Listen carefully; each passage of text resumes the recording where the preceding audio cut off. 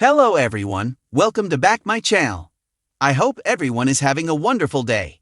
Before starting the video, please go ahead and hit the subscribe button.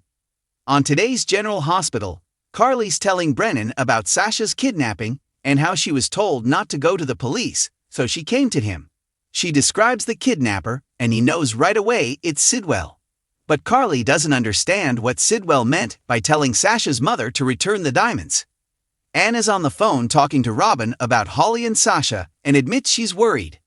Shortly after she shows up at Brennan's and wonders what's going on. Carly explains, thinking Sidwell kidnapped Sasha by mistake, but Anna says no. Holly is Sasha's mother. Carly figures it's easy. Holly just has to give the diamonds back. Anna's not sure she'll do that, but she does have an idea of where to start to get Sasha out of this situation.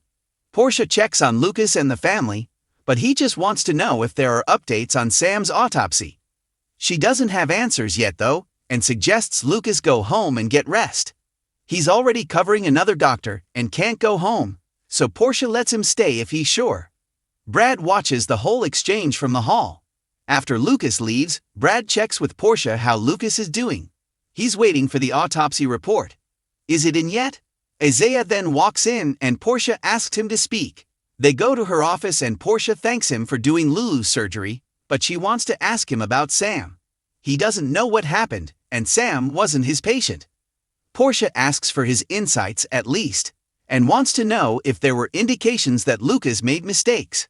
Isaiah says that from what he's seen, Dr. Jones did everything perfectly. Sometimes, things like this just happen. Portia, though, says this is unique since Lucas was performing surgery on his sister. Isaiah, though, wonders if she's looking for a scapegoat. She's not, she just wants answers. Isaiah insists Lucas was up to the job, and he's an excellent surgeon. Maybe, but he had extra pressure, Portia says.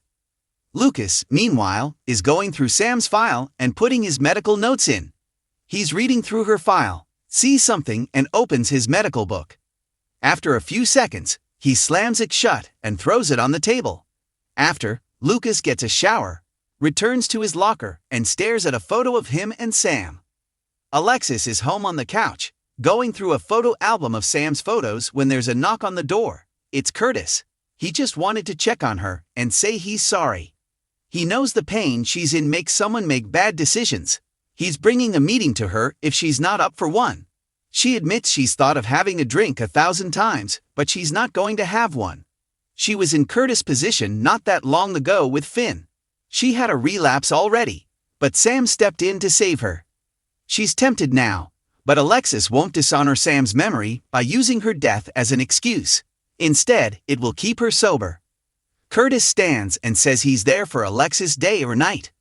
Alexis has to start making funeral arrangements, but she just wants Sam to be proud of her.